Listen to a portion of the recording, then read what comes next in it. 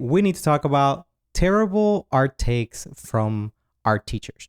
You know, the kind of thing you hear once in your life and it completely ruins your path for months or years on end. I know you all have them. I know that I have them. All of my friends have them. So let's just air them out and see if we could fix some of these ideas that are out there in the art world that could save somebody a little bit of hardship, okay? Now, I want to give you a quick heads up.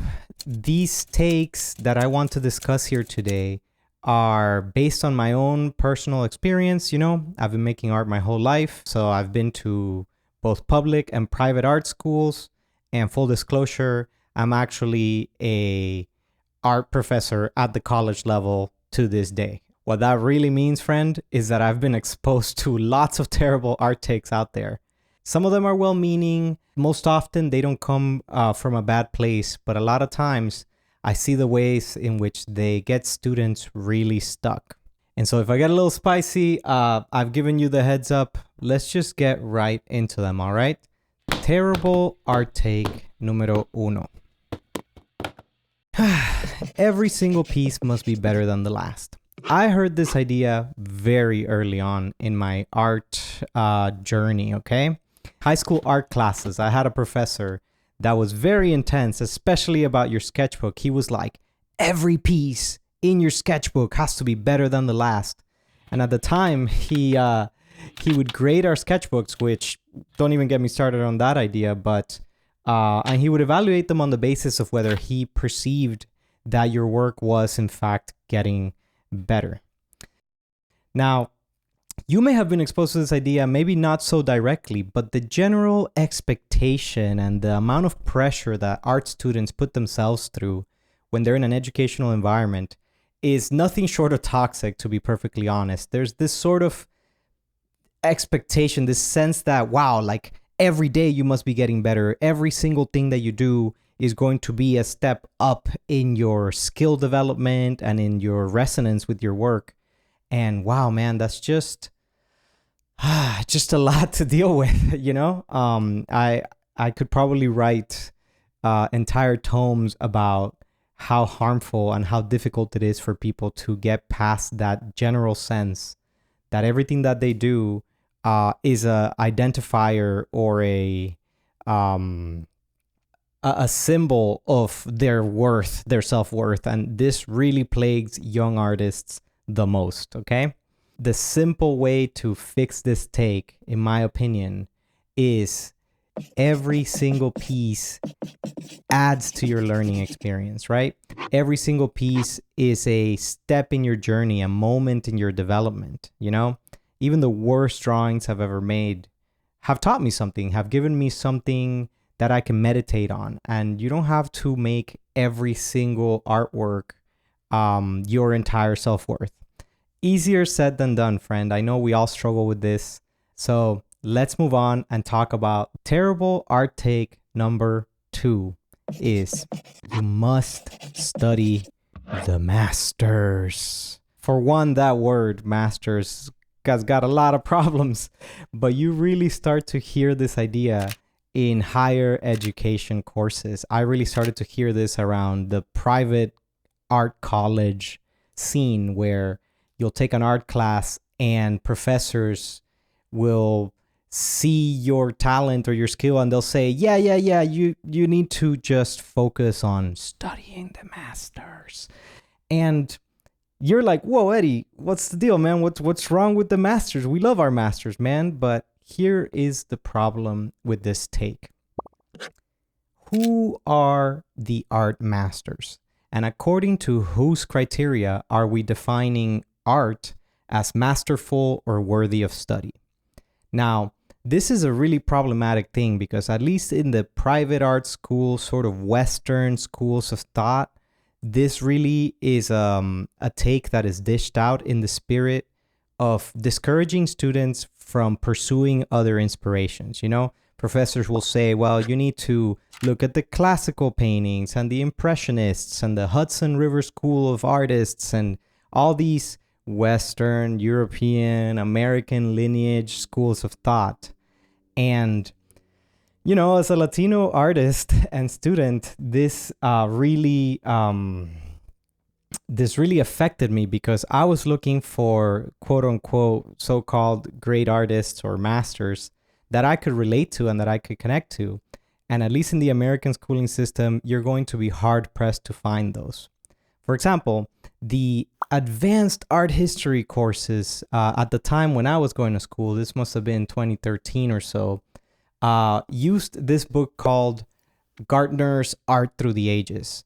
And the book has been revised now. I haven't been able to see the newer versions, but at the time, that book had, it was a 1,000-page tome on art, and the amount that was contained about Latin American painters or African art or Asian art was like effectively a footnote compared to the amount of space dedicated to the, sort of mid 1615 and 1800s painters from Europe, And so this is problematic on so many fronts.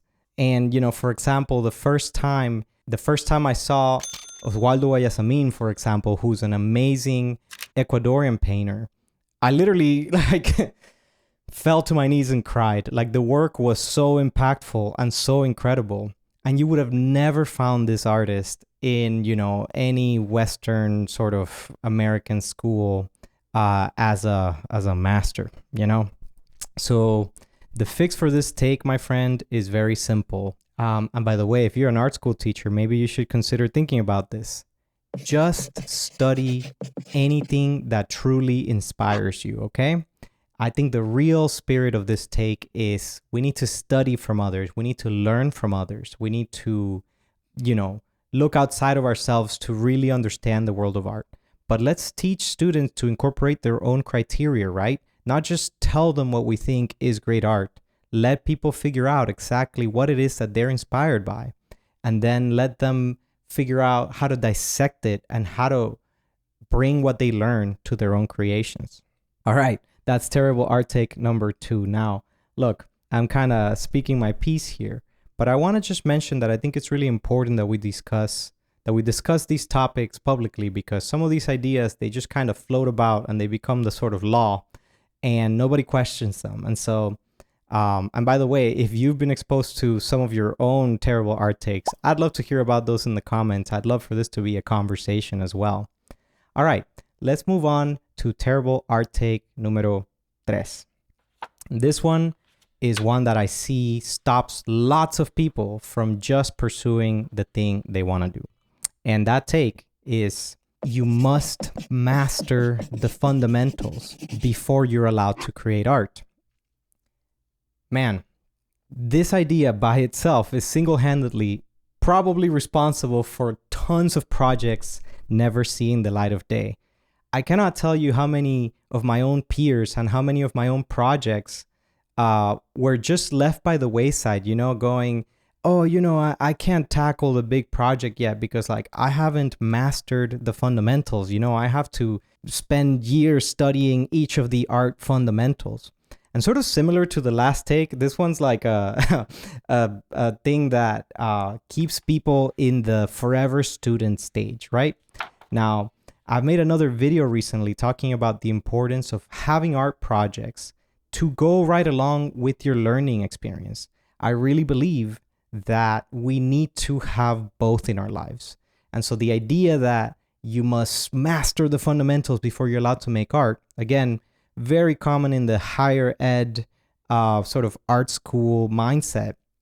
And frankly, what I think is it's kind of elitist, right? It's like you're only allowed to have something to say if you spend X amount of time practicing these skills over here.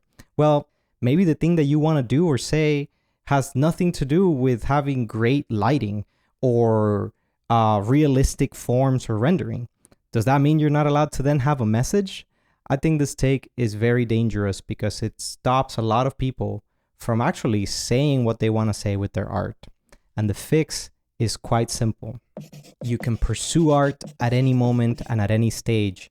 And if you allow yourself to create in the process of pursuing the projects that you care for, you're going to discover the things that you have to develop, the parts of your craft that are needed in order to say the thing that you want to say. It's like a virtuous cycle.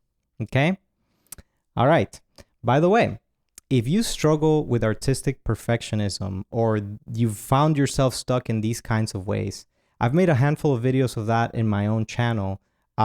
Frankly, because I've been working my way through these ideas. I'm a freaking recovering art school student out here, you know? I will include a link in my description here for some of the videos or some of the ideas that help me with easing this sense of perfectionism and getting into a much more healthy relationship with my artistic practice. All right. And that brings me to the fourth and final terrible art take that I want to share with you. And this one is one that I'm not so much upset about, rather than it's a thing that makes me kind of sad. And that take is, you're either an artist or you're not. Oof, man. This idea single-handedly is probably the most toxic art take that I've ever heard. And I've heard it from students, I've heard it from fellow artists, and worse yet, I've heard it from teachers, right? People who believe you either have it or you don't. That take in particular really saddens me, right?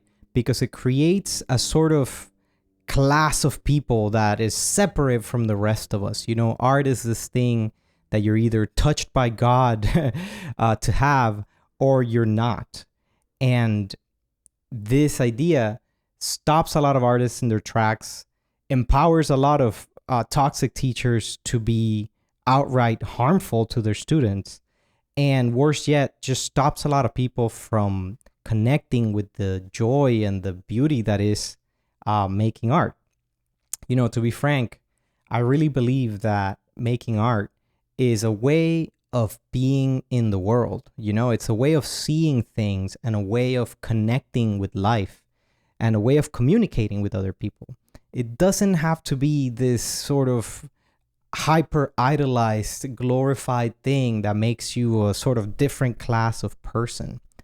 And quite frankly, I think this take, I often hear it mostly from friends who will tell me, oh, but you know, like, I'm just not an artist, right? Like, I wasn't born an artist like you. And this is like a sword that cuts on both ends, and it just basically hurts everybody. Like, it cuts the people who want to pursue art because it stops them from the opportunity of even trying. But it also cuts the people who self-identify as artists, because if you talk to any of us, we'll all tell you that none of us were born this way. Maybe you're born with the desire, but, you know, I'm an artist, yes, and I've been an artist my whole life, but I've been that by choice, by repeated and continuous choice and dedication to something that has brought me tons of joy, you know? And so the fix, I've already mentioned it, is art is a way of being in the world. I really think that it is a natural instinct and impulse, no different than when, you know, a person has the desire to create or to play, or even the instinct to be afraid when something scary happens. These are natural impulses. I think the impulse to creating art is quite the same, but we have created this sort of cultural conundrum where we've elevated it and separated ourselves from it. And the tragedy of this is that, frankly, friend, the world desperately needs more art and more artists, you know? Like, it needs for most of us to connect to the part of us that can see beauty and that can just be like, wow, there's so much cool and beautiful things to see and so much beauty to capture and so much to create and express. That's in all of us. And in this world that is so divisive and so wound up into the idea of like, this is good and that's not good and this is real art and that's not, I think we need people to have more access to their sense of artistry, to their sense of seeing with clear and new eyes. Does that make sense? Sorry, that's a lot to say there, but it is something that I feel very strongly about. It is something I really believe. And on that note, I actually, you know, sometimes think that in the transcourse of your life, art really plays out at every moment. You know, if I'm in conflict with someone, with a loved one or a friend or my partner, sometimes I'll think to myself, man, what is the most artful way that I can navigate through this conflict? What is the most artful way I could let this person know that I care for them or that I love them, you know? And to me, that is actually no different than when I sit at a paper with watercolors and I see a beautiful sight and I go, damn, what is the most artful way that I could capture this beauty or that I could say this thing that I want to say? It's a mindset, it's a little way of being that you can switch into that changes everything. That is really the thing that I care so much about to share with the world. So if you're an artist, if you're an educator, if you're a student, or hell, if you're somebody who says, I'm not an artist, I just want to say this to you, my friend. It's never too early and it's never too late to pursue art. I genuinely want to see the world more filled with art. I want to see more people discovering what they're capable of through this wonderful tradition that is the thing that we call art.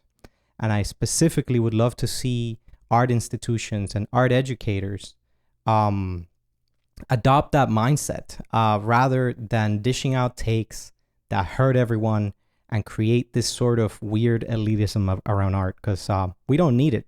We don't need it at all. So if you made it this far, I really appreciate you for listening to my ideas here. I'd love to hear your thoughts in the comments if you have them.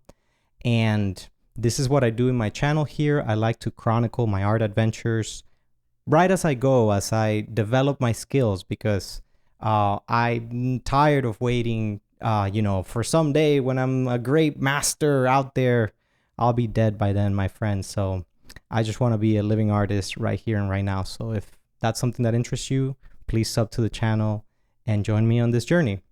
All right. I hope that this was of use to somebody out there. I do feel a lot better. So I'll see you on the next video. Ciao.